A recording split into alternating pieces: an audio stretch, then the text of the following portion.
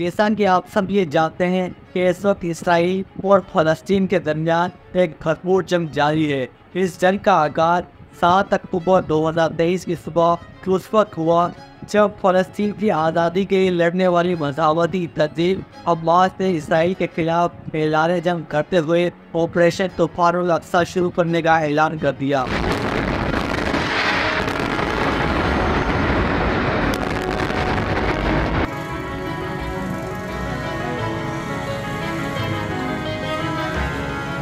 Hamas का Israel पर हमला इतना अचानक था कि इस हमले का इसराइली इंटेलिजेंस एजेंसी और खादी पता नहीं लगा सकी और इसराइल पर यह हमला इतना हौलनाक और खतरनाक था कि खुद इसराइल ने भी हमास से कभी इस हमले की तवक्को नहीं की थी। हमास ने हज़ारों की तादाद में इसराइल पर रॉकेट बरसाए और हमास के जंगजू बड़ी तादाद में इसराइल के अंदर घुस गए और इसराइल की फौजी चौकियों को तबाह कर दिया और इसराइल के कई फौजियों को वो अपने साथ ले गए। इस खतरनाक हमले से इसराइल को भारी जानी और माली नुकसान उठाना पड़ा। अब तक की इत्तलात के मुताबिक 500 से ज़्यादा इसराइली हमास के इस हमले में मारे जा चुके हैं। हमास के इस हमले के नतीजे में इसराइल अभी जवाबी कार्रवाई करते हुए अपनी जंगी तैयारों से गजा पे बमबारी की।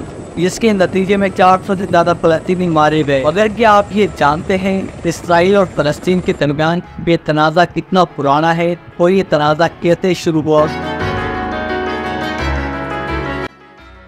इसराइल और फ़लस्तीन के दरमियान ये झगड़ा 1 या 2 साल पुराना नहीं बल्कि तकरीबन 100 साल से ज़्यादा पुराना है। इस तनाज़े का आगाज़ तकरीबन 100 साल से भी ज़्यादा पहले हुआ। पहली जंग अज़ीज़ से पहले जहाँ आज इसराइल और फ़लस्तीन तारीख में ये इलाका सल्तनत उस्मानिया का हिस्सा हुआ करता था। उस वक्त यूरोप में यहूदियों ने अपने लिए एक तहरीक शुरू कर रखी थी जिसका बुनियादी मकसद यहूदियों के लिए एक अलग रियासत का क़याम था और जाहिर सी बात है यहूदियों को एक आज़ाद रियासत यूरोप में तो मिल नहीं सकती थी। इसीलिए यहूदी आहिस्ता आहिस्ता फ़लस्तीनी इलाकों में आबाद होने लगे जिससे यहूदियों और वहाँ के मकामी फ़लस्तीनियों के दरमियान तनाव बढ़ने लगा। जब फ़लस्तीन का इलाका बरतानिया के ज़ेर कंट्रोल आया तो यहूदियों ने बड़ी तादाद में बिना रोक टोक के फ़लस्तीनी इलाकों का रुख करना शुरू कर दिया और वहाँ आबाद होना शुरू हो गए। इससे वहाँ के मकामी फ़लस्तीनी और यहूदियों के दरमियान शदीद कशीदगी शुरू हो गई। इस कशीदगी को देखते हुए उस वक्त की आईवी बरादरी ने इंतहाई मुतासिबाना फैसला किया। उन्होंने बरतानिया की ये जिम्मेदारी लगाई कि यहूदियों को फ़लस्तीनी इलाकों में एक अपना कौमी घर कायम करके दे। इस तमाम सूरत हाल से फ़लस्तीनियों और यहूदियों के दरमियान तकरीबन टकराव की सूरत हाल पैदा हो गई। यहाँ ये बताते चले यूरोप से फ़लस्तीन की तरफ हिजरत करते वक्त यहूदियों ने अपने अस्करी गिरोह कायम कर लिए थे ताकि एक आज़ाद रियासत के क़याम को यकीनी बनाया जा सके। और फिर 1947 में अक़वाम मुत्तहिदा की जनरल असम्बली ने इसी तरह का एक गैर मुस्तफ़ाना फैसला किया।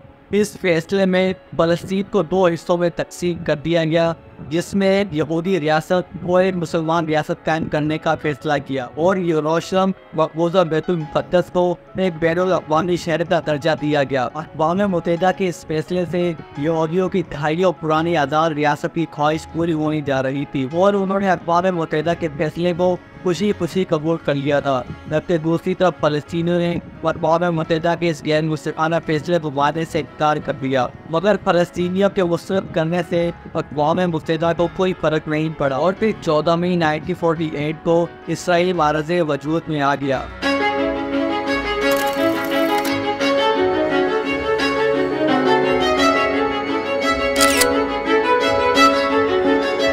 इसराइल के ज्ञान के महज एक दिन ही बाद फ़लस्तीनियों ने इसराइल के खिलाफ बगावत का ऐलान कर दिया और इसी के साथ फ़लस्तीनियों का साथ देने के लिए मुसलमान अरब मुल्कों ने भरपूर अंदाज में इसराइल पर हमला कर दिया। इन मुल्कों में उर्दन, शाम, मिस्र और इराक शामिल थे मगर इसराइल अपना दिफा करने में कामयाब रहा और इस जंग में इसराइल को अमेरिका और बरतानिया की भरपूर मदद हासिल थी और अमेरिका और बरतानिया की मदद से इसराइल ये जंग जीतने में कामयाब रहा मगर मुसलमान मुल्कों ने इसराइल के खिलाफ अपनी लड़ाई जारी रखी और फिर 1967 को एक मरतबा फिर से मुसलमान मुल्कों के इत्तेहाद ने इसराइल पर हमला कर दिया 1967 तक इसराइल एक मजबूत फौजी ताकत बन चुका था। अमेरिका, बरतानिया, फ्रांस और जर्मनी भरपूर अंदाज में इसराइल की वाली और दिफाई मदद कर रहे थे, जिससे इसराइल की फौज मजीद ताकतवर हो गई थी। 1967 की जंग को रूसी जंग भी कहा जाता है और ये जंग महज 6 दिन ही जारी रही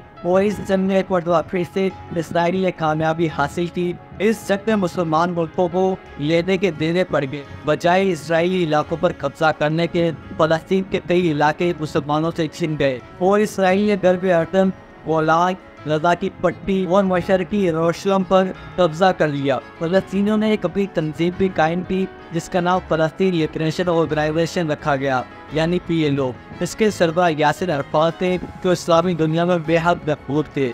इस तंजीम ने भी इसराइल के खिलाफ अपनी लड़ाई जारी रखी। खुद यासिर अरफात भी एक गोरिल्ला कमांडर थे, मगर फिर यासिर अरफात के तंजीम PLO ने इसराइल से अमन मुआहिदा करने का फैसला किया। इस मुआहिदे में फलस्तीनियों से कई अहम वादे किए गए, जिनमें मुसलमानों के लिए एक आज़ाद मुल्क फलस्तीन का क़याम और फलस्तीनी इलाकों में यहूदियों की बस्तियाँ कायम करने पर पाबंदी शामिल थी। मगर कुछ फलस्तीनी इस मुआहिदे को शंकी नज़र से देख रहे थे। वो ये जानते थे कि इसराइल कभी भी वायदे पर अमल नहीं करेगा।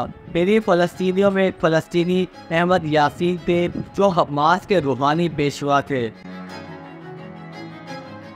हमास का क्याम 1987 में लाया गया और हमास के बनाने का बुनियादी मकसद और हमास का बुनियादी मकसद इसराइल को तबाह करना था। बुनियादी तौर पर हमास के 2 हिस्से हैं। एक हिस्सा फ़लस्तीनियों के लिए अस्पताल, स्कूल वगैरह कायम करता है, यानी आप ये कह सकते हैं कि हमास का ये हिस्सा फ़लस्तीनियों की फलाह और बहबूद के लिए काम करता है, जबकि हमास का दूसरा हिस्सा अल-कस्साम ब्रिगेड अस्करी विंग है जो अस्करी कार्रवाइयाँ करता है।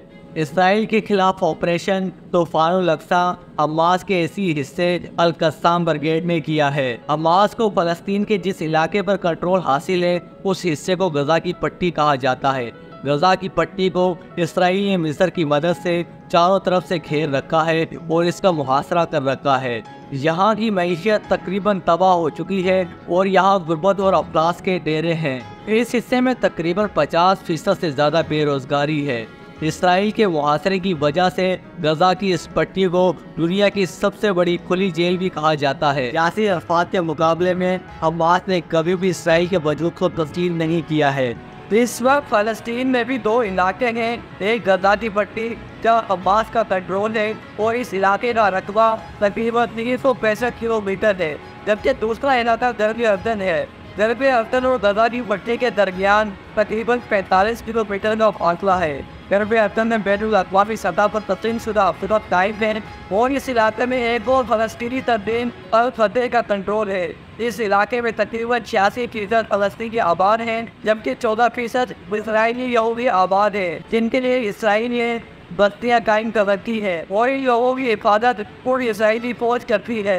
2007 में जब फ़लस्तीन में इंतखाबात हुए तो इन इंतखाबात में हमास ने बड़ी कामयाबी हासिल की और उन्होंने गजा की पट्टी पर अपनी हुकूमत कायम कर ली। ये हुकूमत कायम करने में हमास को एक और फ़लस्तीनी ग्रुप अल-फतह की मज़ामत का सामना नहीं करना पड़ा, मगर उन्होंने अल-फतह की मज़ामत नाकाम बनाकर गजा की पट्टी पर अपने इक़्तिदार को कायम कर दिया और तब से लेकर अब तक इसराइल और हमास के दरमियान अक्सर झड़पें होती रहती हैं।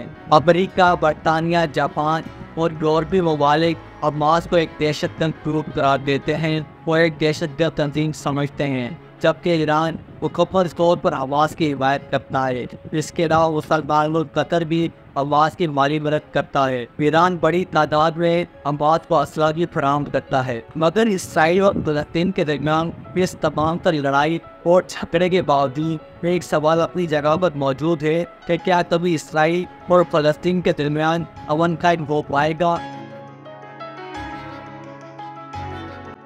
इसराइल और फ़लस्तीन में अमन के लिए इसराइल और फ़लस्तीन पूरी कोशिशें करनी होगी। और इन्हीं दोनों ममालिक को इस अमन के लिए चंद इकदाम उठाने होंगे। सबसे पहले इसराइल को फ़लस्तीनियों की आज़ाद रियासत का हक तस्लीम करना होगा।